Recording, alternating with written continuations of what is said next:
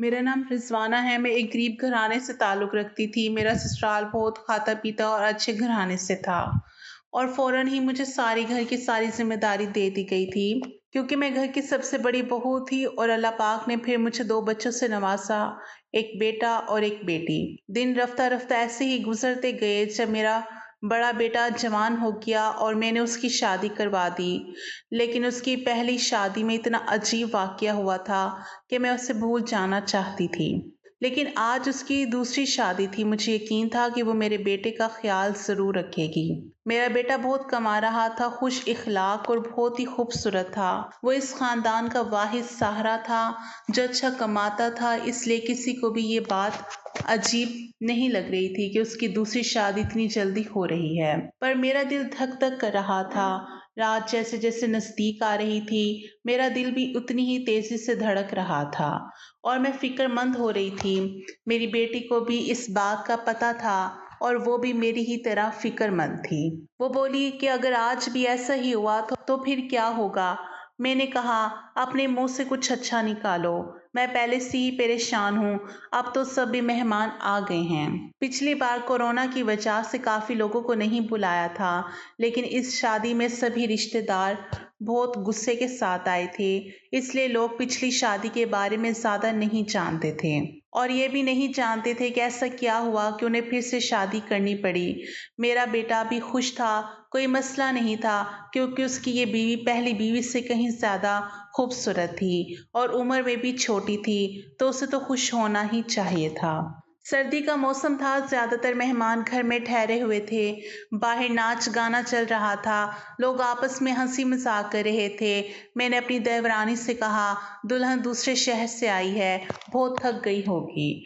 मुझे लगता है इसे दूल्हे के कमरे में नहीं भेजना चाहिए। मेरी देवरानी ने कहा, तो क्या हो गया है? उनकी भी अभी-अभी शादी हुई है और तुम हो कि उनकी रात खराब करना चाहती हो। मानती हूँ शादी में थकावट हो ही जाती है, लेकिन नया खून है, कॉफ़ी-शॉफ़ी पिला दो, फ्रेश हो जाएगी और फिर सुबह रिसेप्शन भी तो है। मैं बोली, वो थक जाएगी बेचारी। मेरे देवरानी ने कहा कि आजकल कोई भी इतना नहीं थकता। लड़कियों को तो अपनी शादी का बहुत शौक होता है, इसे अपने बेटे के कमरे में भेज दो।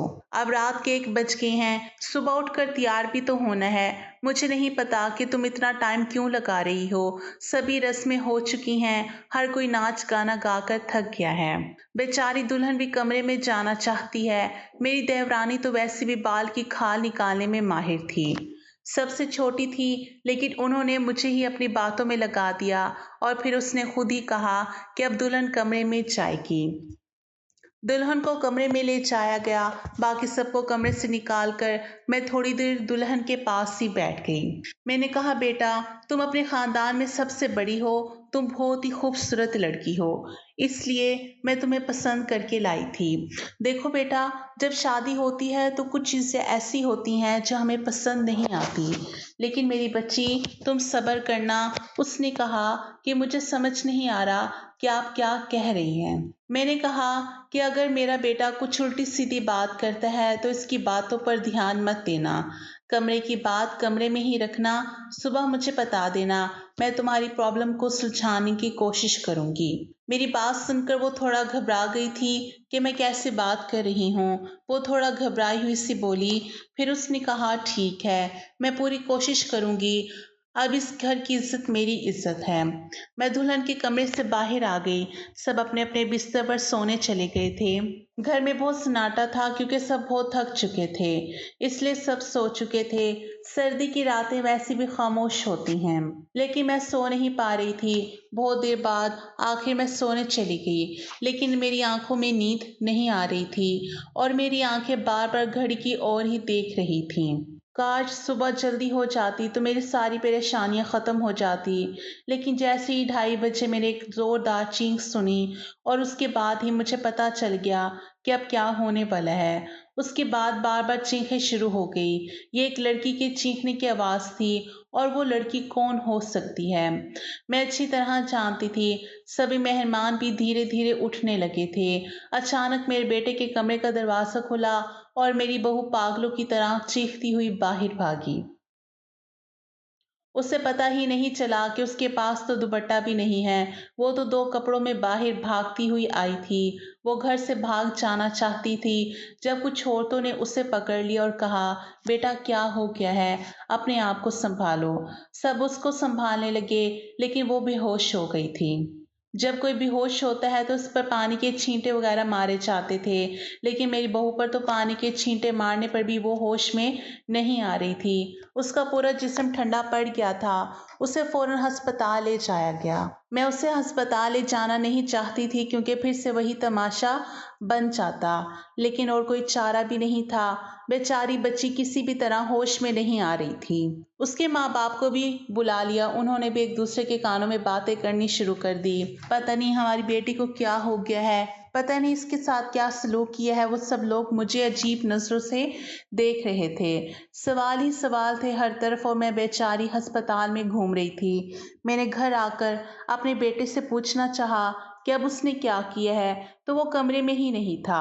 उसका फ़ोन भी बंद था।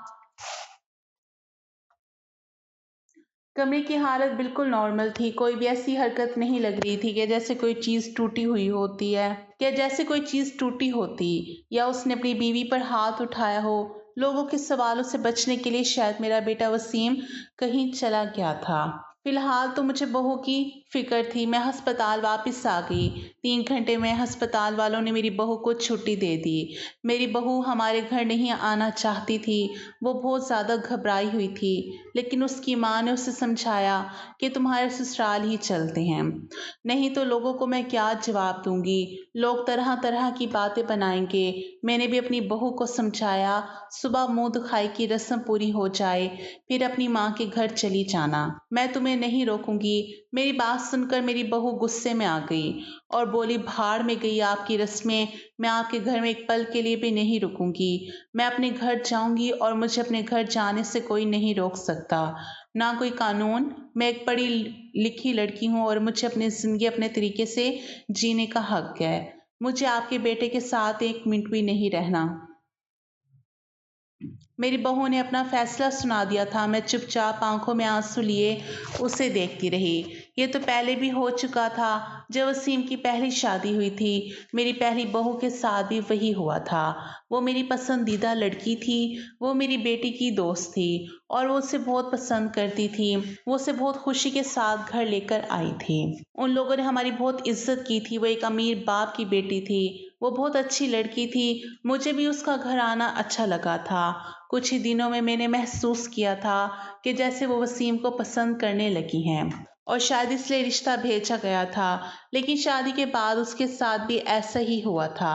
शादी की पहली रात वो भी चलाते हुए कमरे से बाहर भागी थी और उसके बाद मेरे बेटे की शक्ल देखने से भी मना कर दिया था। सबने उसे बहुत समझाया कि बेटा अपनी ज़िंदगी के बारे में तो सोचो, लेकिन उसने कहा कि मेरी ज़िंदगी तो बर्बाद हो गई है। और अब इस लड़की को भी समझाया जा रहा था, लेकिन वो भी कह रही थी, मैंने जब एक दफ़ा कह दिया कि मैंने नहीं रहना तो मैं नहीं रहूँगी आपके बेटे के साथ। मेरा बेटा भी कोई जवाब नहीं दे रहा था, पता नहीं कहाँ चला गया था। लड़की का बाप बार बार कह रहा था कि वसीम को बुलाओ, हम उससे पूछेंगे कि उसने हमारी बेटी के साथ क्या किया है। वसीम घर आ चुका था। सब उस पर सवालों के बौछार कर रहे थे। वो खामोश था, कुछ भी नहीं बोल रहा था। थक हार कर सब खामोश हो गए। लड़की के माँ बाप भी वसीम को बुरा भला कहकर और धमका कर चले गए। वो अपनी बेटी को भी साथ ले गए। अच्छा खासा तमाशा हो गया था। सब मेहमानों के सामने हमारी नाक कट गई थी। लड़की के माँ बाप ने हमारी बेइज्जती करने में कोई कसर नहीं छोड़ी थी, लेकिन वसीम अपने मुंह से एक लफ्ज़ भी नहीं बोल रहा था। वसीम के अबू तो पहले ही इस दुनिया से जा चुके थे। सारी बेइज्जती मुझे अकेली ही सहनी पड़ी। घर में जमा लोगों ने भी हमें अच्छी खासी बातें सुना डाली थी। लड़की की माँ तो काबू में ही नहीं आ रही थी। वो बहुत चीख चीख कर मुझे बुरा भला कह रही थी, लेकिन इसमें उस बेचारी की क्या गलती थी? आखिर उसकी बेटी की जिंदगी तबाह हो गई थी। आज खुद को बहुत अकेला महसूस कर रही थी मैं। काश वसीम के अब्बू होते तो इतनी जल्दी हिम्मत ना हारती। लोगों के तानों को मैं अकेली ही सुनती रही। वसीम बड़ा था।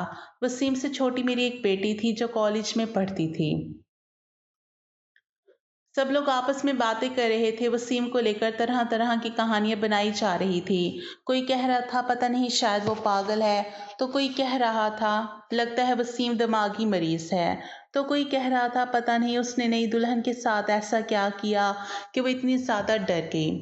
जितनी मुंह उतनी बातें थी, लेकिन मेरे पास इन सब का कोई जवाब नहीं था। जब लोगों को असल वजह पता ना हो तो वो खुद की कहानियां बना लेते हैं, और खुद की बनाई हुई उल्टी सीधी कहानियां सच से कहीं ज्यादा खतरनाक होती हैं। लेकिन मसला तो ये था कि सच तो मुझे भी नहीं पता था कि ऐसा क्या था कि सुहाग रात को ही मेरी बहूएं मेरे बेटे के कमरे से चीखती हुई भागती थी। मुझे उस लड़की ने भी कुछ नहीं बताया था।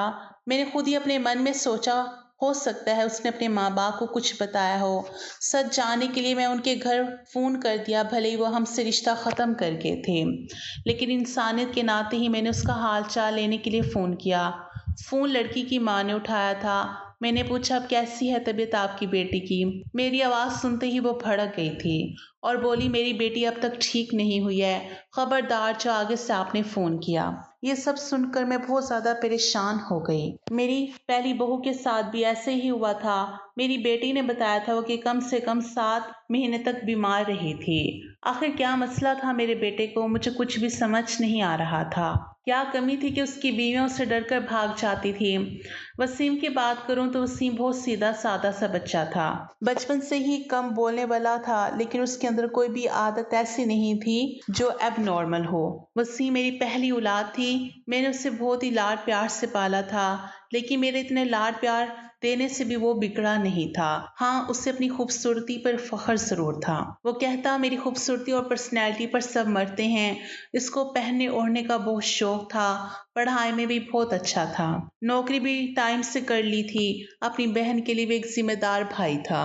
अपनी बहन बीना को कॉलेज लेकर जाता और वापस लेकर घर आता। घर में खर्च के लिए पैसे भी देता। कभी मुझसे ऊंची आवाज में बात नहीं करता। उसके दोस्त भी कोई ऐसे नहीं थे जो मैं कहती कि गलत संगत में पड़ गया है। कोई नशा वगैरह भी नहीं करता था। बस उसका एक ही दोस्त था जो सबसे अच्छा था, जो बाहरी मुल्क में रहता था। कभी कभी उससे फोन पर बात भी होती थी। मुझसे भी अपने दोस्त की बात करवाता था। कभी कभी मुझसे कहता मामा क्यों ना हम बीना की शादी से कर दें, बहुत ही अच्छा लड़का है। सब कुछ नॉर्मल ही था, लेकिन ये जो दोबारा हुआ ये बिल्कुल भी नॉर्मल नहीं था। पता नहीं मेरे बेटे में क्या कमी थी, ऐसा क्या करता था अपनी बीवियों के साथ कि वो भाग जाती थी। धीरे धीरे वक्त गुजरता गया। वसीम थोड़ा नॉर्मल हो चुका था। अब वो घर में थोड़ी बहुत बात भी करने लगा था। इस बार मैंने सोचा कि वसीम की तीसरी शादी करवाऊं, और ऐसी लड़की से करवाऊं जो बताए कि आखिर सुहागरात के कमरे में वसीम ऐसा क्या करता है कि दुल्हन भाग जाती है। वसीम की दोनों बीवियों से तलाक हो चुकी थी। मैं ये भी चाहती थी कि ये जो बहू आए वो मेरे घर में ही रहे, यहाँ से भाग ना जाए। मैं किसी की जिंदगी बर्बाद करना नहीं चाहती थी, क्योंकि मैं भी एक बेटी की माँ थी और मैं ये अच्छी तरह से जानती थी तलाक का दबा एक लड़की के लिए कितनी बड़ी बदनामी होता है। मैं बहुत सोचने के बाद इस नतीजे पर पहुंची कि अपने बेटे की शादी एक शादीशुदा औरत से करूंगी, जिसके पहले से शादी हो चुकी हो और वो तलाक याफ्ता हो या फिर बेवा हो। और जल्द ही मुझे ऐसी लड़की भी मिल गई। लड़की वालों को भी शादी की जल्दी थी, इसलिए उन्होंने भी ज्यादा छानबीन नहीं की। लड़की कम उम्र थी, लेकिन बहुत ज्यादा खूबसूरत नहीं थी, बस ठीक ठाक थी। दुबली पतली सी लड़की थी। मैंने लड़की वालों को बताया कि मेरे बेटे की एक शादी हो चुकी है और मेरे बेटे की बीवी कुछ वक्त ही रही, फिर वो छोड़कर चली गई थी। थोड़ा बहुत झूठ बोलना पड़ा, क्योंकि सच बताने की हिम्मत मुझ में बिल्कुल नहीं थी। लड़के वाले शादी के लिए राजी हो गए। मैंने वसीम को लड़की की फोटो दिखाई तो उसने शादी से साफ इनकार कर दिया। बोला मुझे नहीं करनी शादी इतनी आम सी शक्ल व सूरत की लड़की से। मुझे इससे शादी बिल्कुल नहीं करनी। वसीम की बात सुनकर मैंने उसे डांटते हुए कहा, चुप हो जाओ। जिस तरह की तेरी हरकतें हैं, इन हरकतों के होते हुए तो तेरी कभी भी शादी नहीं होनी। मैं एक माँ हूं ना, इसलिए सोचती हूँ कब तक बैठी रहूंगी और तेरा ध्यान रखूंगी।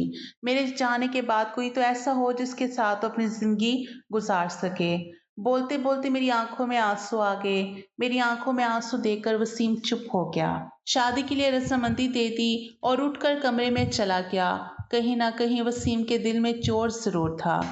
वो नजरें चुरा रहा था। मैंने पहले ही सोच लिया था कि इस बार मैं लड़की को अपने भरोसे पर लाऊंगी, लेकिन उसे ये नहीं बताऊंगी कि पहले इसकी बीवियां डरकर भाग गई थी। इसे प्यार से समझाऊंगी, इसे भरोसा दिलाऊंगी कि अगर कुछ ऐसी बात है तो मुझे बताए, मैं इसका मसला हल निकालूंगी। पर इस बार शादी का प्लान बहुत ही सादगी से करने का था और फिर मैंने बहुत ही सादगी से वसीम की शादी कर दी। लड़की का नाम अस्मा था, बहुत ही प्यारी बच्ची थी। मेरी बेटी ने मना भी किया था कि मम्मा रहने दें, भाई को इनके हाल पर छोड़ दें, लेकिन मैंने उसे समझाया था कि बेटा, हो सकता है तेरे भाई के साथ कुछ मसला हो जिसे सुलझाना हमारा फर्ज है। खैर, शादी होगी इस बार। मैंने ज्यादा मेहमानों को नहीं बुलाया था। घर में कुछ ही मेहमान थे जो कि मेरे रिश्तेदार नहीं बल्कि मेरे कुछ जानने वाले थे। मेरी कुछ सहेलियां वगैरह थी और उनकी फैमिली वाले थे। अस्मा को मैं वसीम के कमरे में ले गई। उसे बेड पर बिठाते हुए मैंने अस्मा का हाथ अपने हाथों में लिया और उसे हल्के से दबाते हुए बोली, बेटा, तुमसे बहुत ही ज़रूरी बात करनी है, बहुत ही ध्यान से मेरी बात सुनो। अस्मा मुझे देखने लगी कि भला ऐसी कौन सी ज़रूरी बात है जो अभी करनी है। मैंने उसको समझाते हुए कहा, बेटा, वसीम इस शादी के लिए राज़ी नहीं था। बहुत ही मुश्किल से मैंने उसे शादी के लिए तैयार किया है। हो सकता है मेरा बेटा कुछ अजीबोगरीब हरकतें करे, हो सकता है तुम्हें डराने की कोशिश करे जिससे तुम उसे छोड़कर भाग जाओ। लेकिन बेटा, तुम्हें डरना नहीं है। जो भी हो तुम सब कुछ मुझे बता देना। बस तुम्हें उसके डराने धमकाने में या उसकी बातों में आने की ज़रूरत नहीं है। अस्मा ने मेरी बातों को सुनकर हाँ में सर हिला दिया था और अस्मा को आराम करने का बोलकर बाहर आ गई। मैं अपने कमरे में नहीं गई, बहरहाल मैं बाहर सोफे पर ही लेट गई। अस्मा को मैंने उसके कमरे में भेज दिया कि तुम जाओ, सो जाओ, बहुत रात हो चुकी है। अस्मा कमरे में जा चुकी थी, लेकिन जाते जाते उसने कहा था कि आंटी, आप जो भी कर रही हैं गलत कर रही हैं। आप भी हर मसले का हल सिर्फ शादी ही समझती हैं।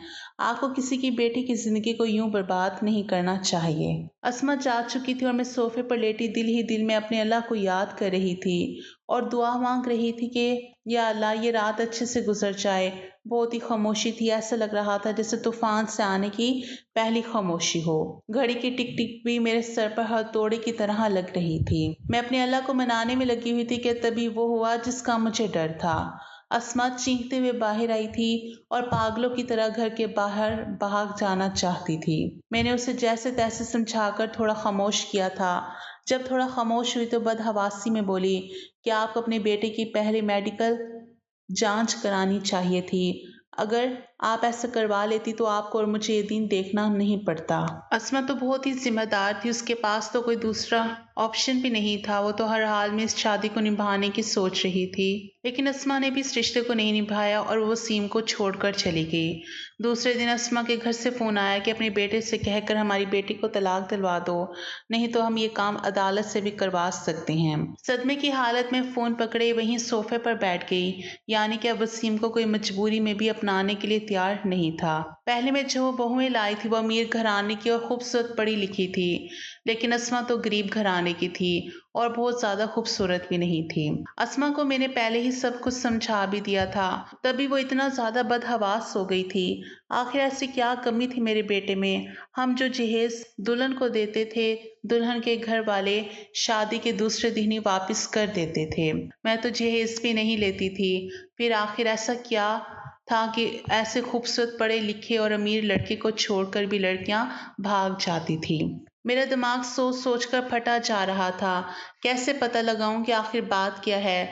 वसीम भी अपने मुंह से कुछ कहने को तैयार नहीं था।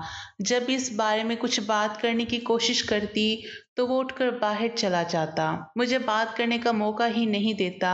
लेकिन अब हर वक्त वसीम पर नजर रखने लगी थी, उसकी एक एक हरकत पर ध्यान देती। शायद कुछ तो ऐसा सबूत मिले जिससे मैं सच जान सकूं कि आखिर सच्चाई क्या है। लेकिन उसको देखकर कभी ऐसा लगा ही नहीं था कि उसमें कुछ कमी भी है।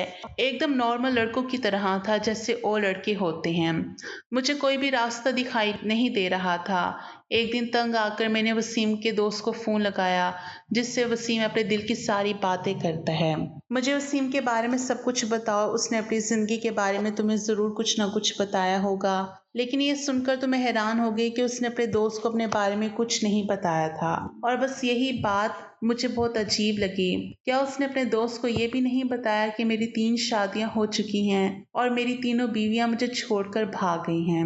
लेकिन उसने ये बात अपने दोस्त को नहीं बताई, जो कि इसका सबसे अच्छा दोस्त था। ये मुझे काफ़ी अजीब लग रहा था, लेकिन शायद उसने इसलिए नहीं बताया हो क्योंकि वो शर्मिंदा होना नहीं चाहता होगा। शादी की रात ही बीवी का भाग जाना, वो भी 3-3 बीवियों का। धीरे धीरे 7 महीने और गुजर गए। घर में सब कुछ नॉर्मल चल रहा था, लेकिन वसीम को लेकर मैं बहुत ज़्यादा परेशान थी। ऐसा क्या था जो दुल्हन शादी की रात को ही भाग जाती थी? मैंने एक बार फिर से वसीम की शादी के लिए सोचा और इस बार मैंने ठान लिया कि सच्चाई जानकर ही रहूंगी। इस बार मैंने लड़की को सब कुछ बता दिया, कुछ भी नहीं छुपाया, और लड़की भी किसी ऐसे घर से लाई थी जिसे शादी की सख्त ज़रूरत थी, क्योंकि ये लोग बहुत ही गरीब थे और इसके घर में उसके 3 छोटे भाई थे। मैंने कहा, तुम्हारे तीनों भाइयों की पढ़ाई की जिम्मेदारी मेरे ऊपर है और शादी में भी आप लोगों को कुछ भी खर्च नहीं करना पड़ेगा। लड़की को तो मैंने राजी कर लिया था, लड़की के माँ बाप भी राजी हो गए थे, लेकिन मैंने ये बात लड़की के वालिदैन को नहीं बताई थी, बस लड़की को बता दी थी। लड़की थोड़ी घबराई हुई थी कि क्यों मैंने शादी से पहले ही सारी बातें लड़की को समझा दी थी। पहले तो वो बहुत ज्यादा डर गई, फिर खुद को संभालते हुए बोली कि कुछ भी हो, मैं इस शादी के लिए तैयार हूँ। मेरी वजह से भाइयों की जिंदगी बनती है तो इसमें बुराई क्या है? जो कुछ भी होगा इसे बर्दाश्त कर लूंगी, और वैसे भी सारा कुछ औरतों को ही बर्दाश्त करने पड़ते हैं। लड़की, जिसका नाम मारिया था, भले ही गरीब घर की थी लेकिन बहुत ही समझदार लगी मुझे। दिल ही दिल में खुश हुई कि अगर मारिया मेरी बहू बनती है और मेरे घर में टिकी रहती है तो ये मेरे लिए बहुत ही खुशी की बात होगी। समझदार होने के साथ साथ मारिया बहुत ही खूबसूरत भी थी। इस बार शादी घर में हुई थी, सब कुछ ठीक था, और हैरानी की बात तो ये थी कि रात भी गुजर चुकी थी और सुबह हो चुकी थी। सुबह होते ही मैंने कमरे का दरवाज़ा खटखटाया, लेकिन किसी ने दरवाज़ा नहीं खोला। मैं बहुत परेशान थी, कोई दरवाज़ा नहीं खोल रहा था। थोड़ी देर बाद कमरे की दूसरी चाबी लेकर आई और मैंने खुद ही दरवाज़ा खोला। कमरे के अंदर का मंजर देखकर मेरी चीख निकल गई, क्योंकि मेरी बहू बेहोश पड़ी थी। वसीम कमरे में कहीं भी नजर नहीं आ रहा था, शायद बाथरूम में था। मैंने जल्दी से डॉक्टर को बुलाया। डॉक्टर ने कहा कि वो सिर्फ डर की वजह से बेहोश हुई है। इसके जिस्म पर किसी भी तरह के कोई चोट के निशान नहीं हैं। वसीम के चेहरे से भी फिक्र नजर आ रही थी। ऐसा लगता था कि जैसे वो भी परेशान है। इन सब हालातों से अच्छे से चेकअप कराने के बाद और कुछ दवाइयां देकर डॉक्टर साहब चले गए थे। डॉक्टर ने कहा था कि मारिया को जल्दी होश आ जाएगा। वसीम भी तैयार होकर अपने ऑफिस के लिए निकल गया था। मैं मारिया के पास ही बैठी रही। थोड़ी देर में उसकी आंखें खुली थी। होश में आते ही वो बाहर की तरफ भागी थी, ये कहते हुए कि मुझे यहाँ नहीं रहना, मुझे अपने घर जाना है, अपने वालिदैन के पास। मैंने मारिया का हाथ पकड़ लिया। मारिया, तुम ऐसा नहीं कर सकती। मैंने तुम्हें सारी सच्चाई बता दी थी और तुम मान भी गई थी। फिर तुम क्यों कह रही हो? लेकिन मारिया मेरी कुछ भी सुनने को तैयार नहीं थी। रोते हुए बोली, आंटी जी मुझे माफ कर दो, मैं मजबूर हूँ, मैं यहाँ नहीं रह सकती। आप बेफिक्र है, मैं अपने वालिदैन को कुछ नहीं बताऊंगी, सबको हैंडल कर लूंगी, बस आप मुझे इस घर में रहने को ना कहें। लेकिन मारिया, मुझे बताओ तो सही, आखिर ऐसा क्या हो गया था? मैं सच जानना चाहती हूँ। तुमने मुझसे वादा किया था कि तुम वसीम की सच्चाई मुझे जरूर बताओगी। वसीम के बारे में मैं कुछ नहीं बता सकती। अगर मैंने वसीम के बारे में बोला तो वो मुझे जान से मार देगा। मुझे अपनी जान की परवाह नहीं है, लेकिन वसीम मेरे भाइयों को भी नहीं छोड़ेगा। प्लीज मुझे जाने दे। उसकी आंखों में डर था और मैं उसे रोक ना सकी। मारिया चली गई थी। मैं इंतजार कर रही थी कि अब कुछ ही देर में मारिया के माँ बाप का फोन आने वाला है, लेकिन ऐसा कुछ भी नहीं हुआ। शायद मारिया ने अपने वालिदैन को कुछ नहीं बताया था। वसीम की तीनों बीवियों ने तो दूसरे दिन ही तलाक मांग ली थी, लेकिन मारिया ने ऐसा कुछ भी नहीं किया था। इसका मतलब था मारिया अभी मेरे बेटे की बीवी थी। मैंने सोचा कि अब मैं वसीम का चेकअप करा कर ही रहूंगी।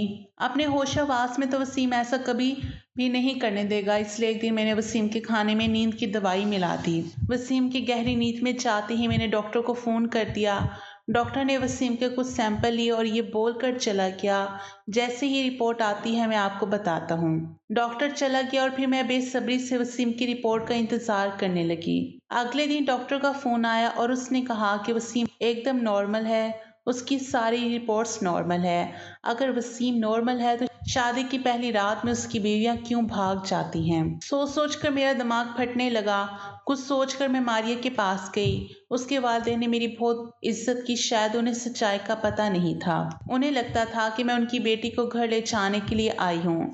मुझे देखते ही मारिया समझ गई थी। वो हम लोगों के साथ ज्यादा देर नहीं बैठी और अंदर कमरे में चली गई। मैं भी उसके पीछे पीछे उसके कमरे में आ गई। मुझे देखते ही मारिया बोली, आंटी जी, मैंने आपको पहले भी कहा था कि मैं आपके घर में नहीं रह सकती, फिर आप मुझे लेने क्यों आई हैं? मैंने उसको बहुत ही प्यार से अपने पास बिठाया और उसके सामने हाथ जोड़ते हुए बोली, मारिया, मेरी उम्मीद की आखिरी किरण अब तुम ही हो। तुम ही मुझे बता सकती हो कि आखिर मेरे बेटे में क्या कमी है। एक मजबूर माँ तुमसे हाथ जोड़कर दरखास्त करती है, प्लीज मना मत करना। मेरी आंखों में आंसू और मेरे जुड़े हुए हाथों को देखकर मारिया ने मेरे हाथों को थाम लिया और बोली, आंटी जी, मैं मजबूर हूँ, मेरे सामने हाथ मत जोड़िए। जब मारिया किसी तरह सच्चाई बताने के लिए राजी नहीं हुई तो फिर मैंने मारिया से कहा, ठीक है, तुम अपने मुंह से कुछ मत बताओ, मैं खुद अपनी आंखों से देख लूंगी, लेकिन तुम मेरी मदद तो कर ही सकती हो ना।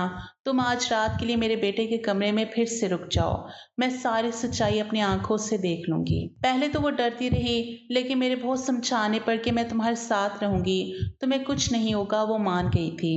मैं मारिया को अपने घर ले आई। मारिया के वालिदैन ने बहुत ही खुशी से अपनी बेटी को भेजा था। एक बार फिर से दुल्हन बनाकर मैंने वसीम के कमरे में बिठा दिया। वसीम को मैंने पहले ही फोन कर दिया था कि मारिया घर आ गई है, तुम भी ऑफिस से जल्दी आ जाना। आज मैं घर पर नहीं मिलूंगी, तुम्हारी खाला की तबीयत खराब है, वहां जा रही हूँ और रात भर वहीं रहूंगी। मेरी बात सुनकर वसीम ने सिर्फ हाँ में जवाब दिया था और फोन काट दिया था। मैं वसीम के कमरे में ही छुप कर बैठ गई।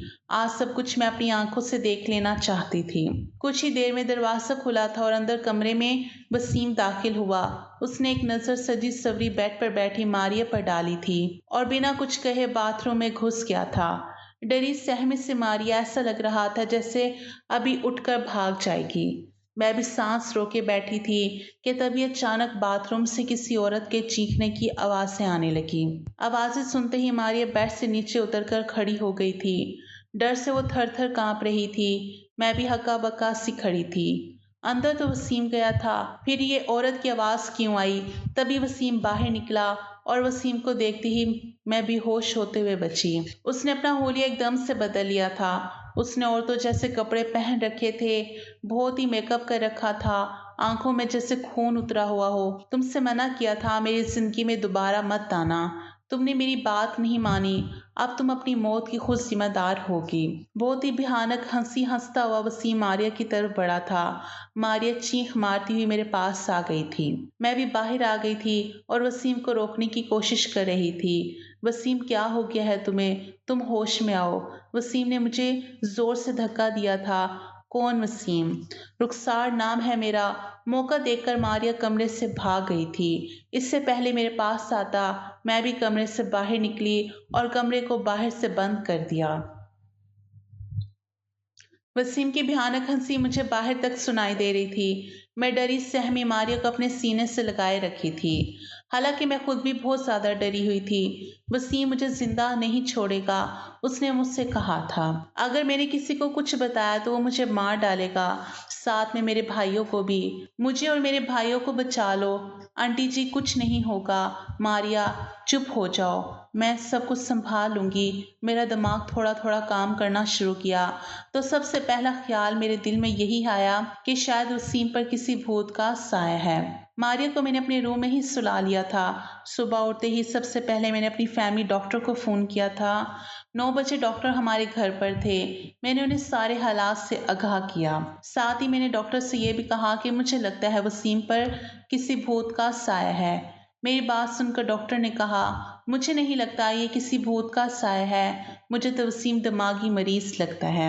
इस पर पागलपन के दौरे पड़ते हैं। ऐसे मरीज किसी मूवी या कहानी में डूब जाते हैं और उसी के करैक्टर में खुद को उतार लेते हैं। लेकिन आप टेंशन ना लें, इस मर्ज का इलाज है। अपनों के प्यार से और कुछ दवाइयों के जरिए मरीज ठीक हो जाता है। थोड़ा टाइम लगता है लेकिन मरीज बिल्कुल पूरी तरह से ठीक हो जाता है। नई दुल्हन को देखकर वसीम पर पागलपन के दौरे पड़ जाते हैं और ये दौरे वसीम को क्यों पड़ते हैं इसका सुराग उसके कमरे से ही मिलेगा। एक बार सुराग हाथ लग जाएगा तो इसका इलाज हम अच्छे से कर सकेंगे। डॉक्टर मुझे तसल्ली देकर चले गए थे। मारिया जाग चुकी थी। मैंने उसे नाश्ता कराया। नाश्ता करते हुए वो बोली कि मुझे लगता है अब मुझे अपने घर चले जाना चाहिए। मारिया के सर पर प्यार से हाथ फेरते हुए मैं बोली, बेटा सबसे पहले तो तुम मुझे आंटी कहना बंद करो, तुम मुझे अम्मी कहो, और दूसरी बात अब यही तुम्हारा घर है। इतना सब कुछ अपनी आंखों से देखने के बाद भी आप ये कैसे कह सकती हैं?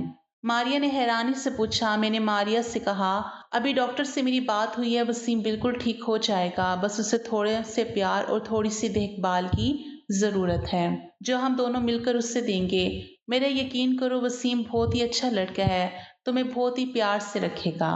मेरे बहुत देर तक समझाने पर और अपने माँ बाप के हालात को देखते हुए वो मान गई थी। मैंने बहुत ही प्यार से मारिया को समझाया था। मुझे उम्मीद की किरण नजर आई थी कि मेरा बेटा ठीक हो जाएगा, उसका भी घर बस जाएगा। 10 बजे के करीब वसीम के दरवाजे पर खटखट की आवाज आई थी। मेरे कांपते हुए हाथों से दरवाजा खोला था। मैंने मारिया को कमरे में भेज दिया था। वसीम एकदम तरोताजा तैयार खड़ा था। मुझे देखते ही नाराजगी से बोला, क्या मम्मा, मेरा दरवाजा बाहर से बंद किसने कर दिया? मुझे देखते ही नाराजगी से बोला, क्या मम्मा, मेरा दरवाजा बाहर से बंद किसने कर दिया? मुझे ऑफिस के लिए लेट हो रहा है। मैंने उससे नॉर्मल तरीके से ही बात की थी। बोली, पता नहीं बेटा कैसे बंद हो गया, चलो तुम नाश्ता कर लो। मैंने उस पर कुछ भी जाहिर नहीं होने दिया। वसीम ने नाश्ता किया और ऑफिस के लिए निकल गया। वसीम के ऑफिस निकलते ही सबसे पहले मैं वसीम के कमरे में गई और उसके कमरे की तलाशी की। मुझे ज्यादा मेहनत नहीं करनी पड़ी। सामने ही बेड पर मुझे कुछ किताबें दिखी। सब किताबों में एक ही नाम था, रुखसार नाम की लड़की थी। शादी की रात ही उसके शोहर ने उसे कमरे से धक्के देकर बाहर निकाल दिया था और अगले दिन दूसरी दुल्हन ले आया था। रुखसार धीरे धीरे दिमागी मरीजा बन गई थी। दुल्हन को देखते ही उस पर दौरे पड़ने लगते थे। अब तो किसी शादी में भी दुल्हन को देखती तो उसे मारने के लिए भागती थी। रुखसार के ससुराल वालों ने उसे पागल कहा, उसे उसकी माँ के पास भेज दिया था। दुल्हनों को देखकर रुखसार का पागलपन कम नहीं हुआ था और रुखसार के करैक्टर में वही वसीम ने खुद को उतार लिया था। मैंने डॉक्टर को फोन करके सारी बातें बताई। डॉक्टर ने कहा कि आप लोग बिल्कुल भी ना घबराएं, मैं कुछ दवाइयां दूंगा और जो पढ़ता है वो सारी किताबें आप रूम से बाहर निकाल दें। धीरे धीरे प्यार से वसीम को समझाना पड़ेगा और रुखसार की करैक्टर से निकालना पड़ेगा। धीरे धीरे डॉक्टर की दवाइयों से और मारिया और मेरी मेहनत से वसीम ठीक होने लगा था। मारिया वसीम के सामने सादा सी रहती थी, कोई भी बनाव सिंगार नहीं करती थी। वसीम के रवैये में बहुत बदलाव आने लगा था। उसकी आंखों में अब मैंने मारिया के लिए प्यार देखा था। मारिया कहीं भी जाती, वसीम की निगाहें उसका पीछा करती थी। वसीम का इलाज चलते आज 4 महीने हो चुके थे। मारिया ने जैसे मेहनत और लगन से मेरा साथ दिया था, उसकी मैं कायल हो गई थी। कोई बहुत ही अच्छे काम किए होंगे जो मुझे मारिया जैसी बहू मिली। मारिया अभी मेरे साथ मेरे कमरे में ही सोती थी, लेकिन आज मैंने सोच लिया था कि सब कुछ फाइनल हो जाना चाहिए। मुझे पूरा यकीन है कि अब वसीम बिल्कुल ठीक हो चुका है। मैंने मारिया से कहा कि आज तूने आखिरी कदम और उठाना पड़ेगा, उसके बाद तुम्हारी जिंदगी में खुशियां ही खुशियां होगी। मारिया मेरी तरफ देखने लगी। फिर मैंने उसे समझाया कि मारिया, आज तुम्हें दुल्हन बनकर वसीम के कमरे में बैठना होगा। मेरी बात सुनकर वो डर गई थी, लेकिन फिर जल्दी ही संभल भी गई। शायद उसे अब यकीन हो गया था कि वसीम अब ठीक हो चुका है। वो भी वसीम की प्यार भरी नजरों को समझ चुकी थी। मारिया, तुम्हें डरने की कोई जरूरत नहीं, तुम दरवाजा खुला रखना, दरवाजे के बाहर ही मैं खड़ी रहूंगी जब तक कि तुम दोनों के बीच में सब कुछ ठीक से नहीं हो जाता। जैसे ही तुम्हें कुछ गलत लगे तो फौरन बाहर भाग आना। रात को वसीम के आने से पहले ही मैंने मारिया को दुल्हन की तरह सजाया। वसीम के बेड को भी बहुत ही खूबसूरती से सजाया था मैंने। वसीम के आने का टाइम हो गया था। मैंने मारिया को बेड पर बिठा दिया और बाहर आ गई। थोड़ी देर में वसीम भी आ चुका था। खाना खाते हुए वसीम की निगाहें इधर-उधर कुछ ढूंढ रही थी। मैं समझ गई थी कि वसीम किसे ढूंढ रहा है, लेकिन मैं अनजान बनी रही। कुछ देर में वसीम खुद ही बोला, अम्मी, मारिया कहीं दिखाई नहीं दे रही। क्या कहीं गई हुई है? मैंने मुस्कुराते हुए कहा, वसीम, तुम पहले खाना खत्म करो, उसके बाद अपने कमरे में जाओ, तो तुम्हें अपने सवाल का जवाब मिल जाएगा। खाना खाने के बाद वो अपने कमरे में चला गया। मेरा दिल जोरों से धड़क रहा था। अब पता नहीं क्या होने वाला है। अल्लाह करे सब कुछ ठीक हो। मैं भी वसीम के पीछे पीछे चली और बाहर गेट पर ही रुक गई। मैं अंदर कान लगाकर सुनने की कोशिश कर रही थी कि अंदर सब कुछ ठीक तो है। खड़े खड़े मुझे काफी देर हो गई थी, लेकिन अभी तक अंदर खामोशी थी। और फिर कुछ ही देर में मुझे मारी और वसीम की सरगोशियां सुनाई देने लगी, लेकिन वो प्यार में डूबी हुई सरगोशियां थी। मैं मुस्कुरा दी, मेरे अंदर तक सुकून उतर गया। मैंने मन ही मन अल्लाह का शुक्र अदा किया और अपने कमरे में आ गई और सुकून से लेट गई। सुबह मेरी आंख देर से खुली। जल्दी जल्दी उठकर किचन की तरफ भागी तो मारिया को किचन में पहले से मौजूद पाया। मुझे देखकर उसके चेहरे पर मुस्कुराहट आ गई। उसकी झुकी हुई नजरें और शर्मीली मुस्कुराहट से ही मैं पहचान गई कि सब कुछ ठीक है। मैंने प्यार से मारिया के माथे को चूमते हुए कहा, बेटा, तुम इतनी सुबह किचन में क्या कर रही हो? मारिया थोड़ा शर्माती हुई बोली, अम्मी जी, वो सीम को कॉफी चाहिए थी ना, वही बना रही थी। मारिया को किचन में छोड़कर मैं बाहर हॉल में आ गई और सोफे पर बैठकर मैंने आंखें बंद कर ली। आज मेरे वसीम के और मारिया के जीवन में खुशियां ही खुशियां थी।